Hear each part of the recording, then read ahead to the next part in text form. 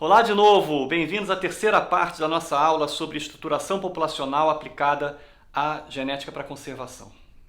Os objetivos dessa terceira parte vão ser mostrar para vocês o efeito da seleção natural no GST, no FST, para ver como que isso antigamente, olha, eu trabalho nessa área há muitos anos, e nós normalmente pegávamos a seleção natural e colocávamos embaixo do tapete. A gente falava assim, não, tanto faz, desde a época que eu trabalhava com isoenzimas, depois com a DNA mitocondrial, depois com microsatélites, era sempre a mesma coisa. A gente falava assim, não, vamos fingir que a seleção natural não existe.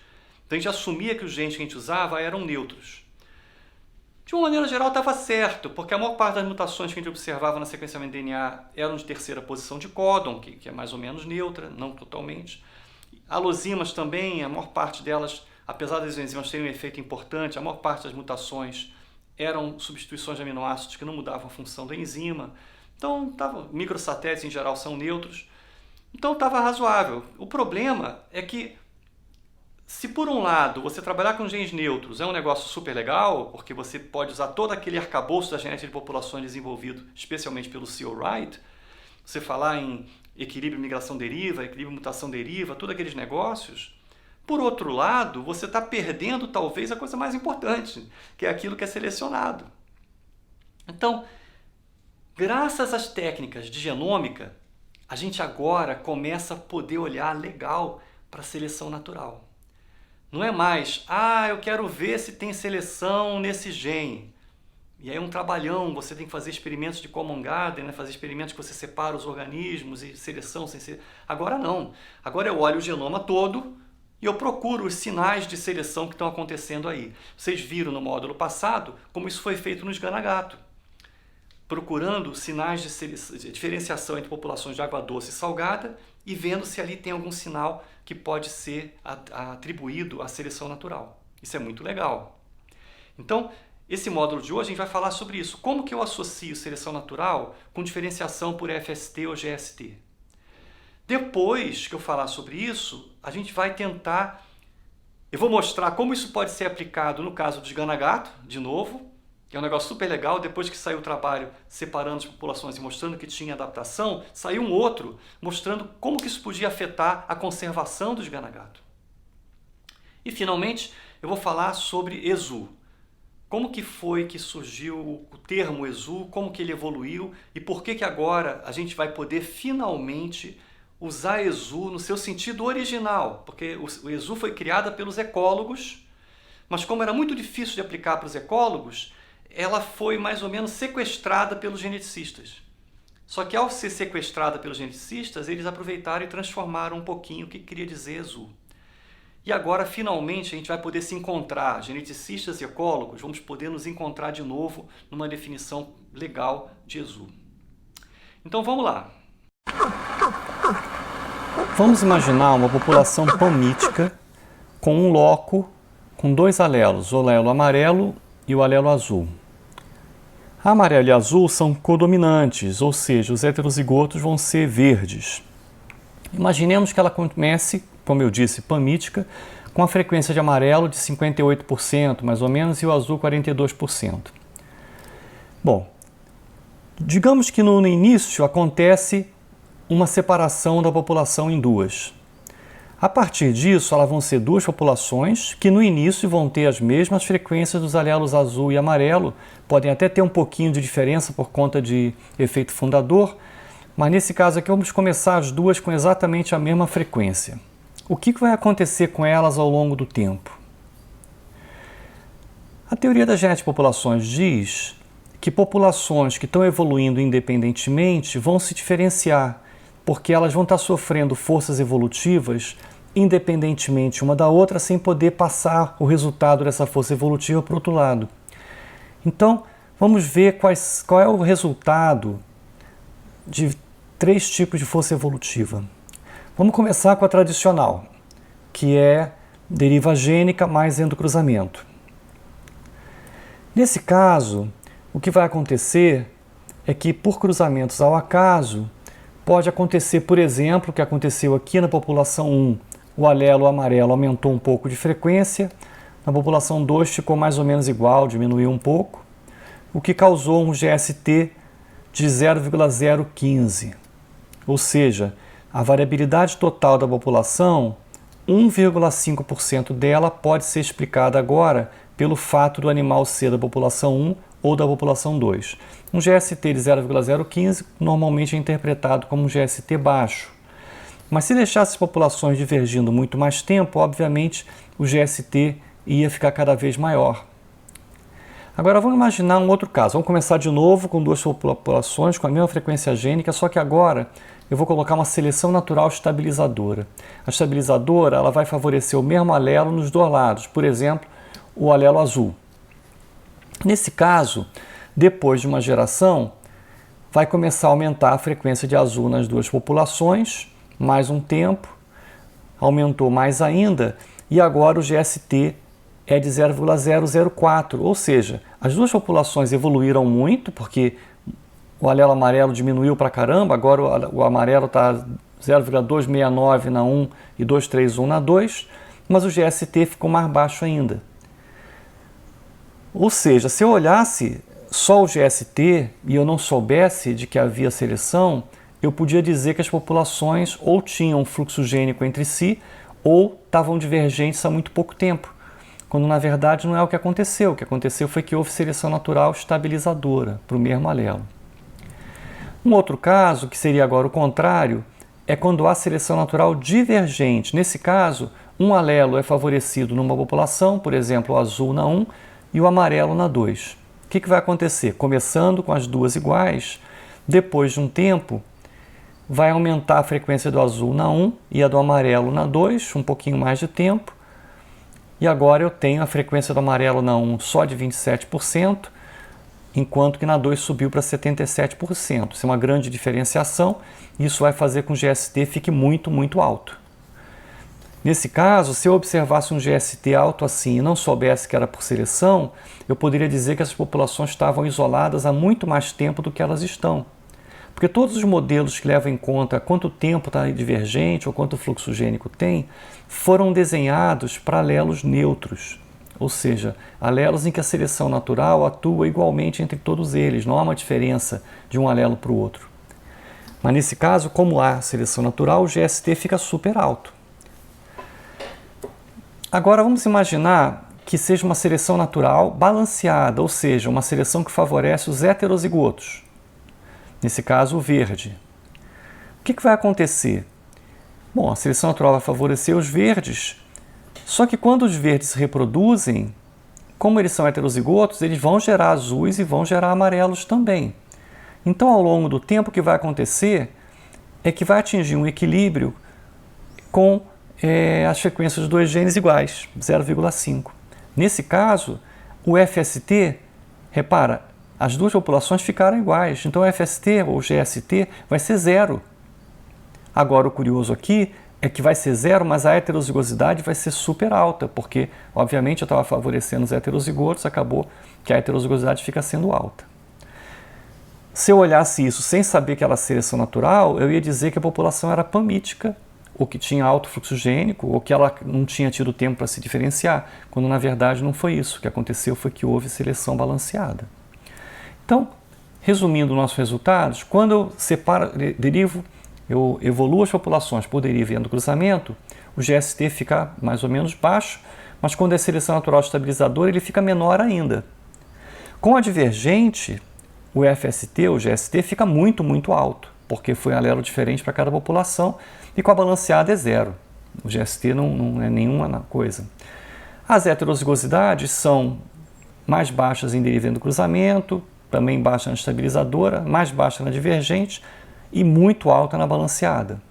Então, generalizando isso, a gente vê que quando as populações se evoluem por deriva e endocruzamento, o GST vai ser alto e a heterozigosidade vai ser baixa, comparado com o início da evolução. Quando acontece a evolução por seleção natural estabilizadora, o GST vai ser baixo, comparado com se fosse neutro, e a heterozigosidade vai ser baixa. Quando há seleção divergente, o GST vai ser muito alto, porque cada população sofreu seleção diferente em relação ao alelo.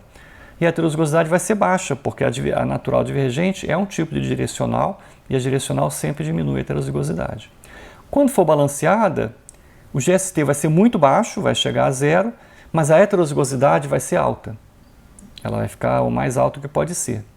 Então, olhando para o GST e para a heterozigosidade de um estudo populacional, se eu tiver um número muito grande de loci, de genes que eu estou estudando, eu posso olhar o que a maioria dos genes está dizendo, isso aí devem ser os genes neutros, e aí eu posso olhar quais são os genes que estão me dando uma história diferente. Estão me dizendo que o GST é muito mais alto que a média, ou estão me dizendo que a heterozigosidade é muito mais alta que a média.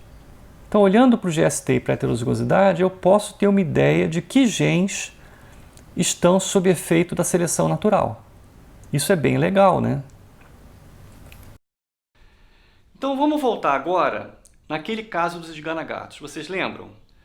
Você tinha populações que estavam mais adaptadas à água doce e populações mais adaptadas à marinha. Mas quando você olhava o conjunto de genes, as populações mais próximas geograficamente eram também as mais próximas geneticamente, independente de ser água doce ou salgada. Isso mostra que a diferenciação naquele sistema de adaptação à água salgada aconteceu por convergência evolutiva, aconteceu independentemente em cada uma das áreas, porque senão teria um contínuo, né? Então, do ponto de vista de genética de populações, as populações mais próximas geograficamente são as mais próximas geneticamente. Já do ponto de vista de seleção natural, as populações mais parecidas ecologicamente são as que são diferenciadas umas das outras.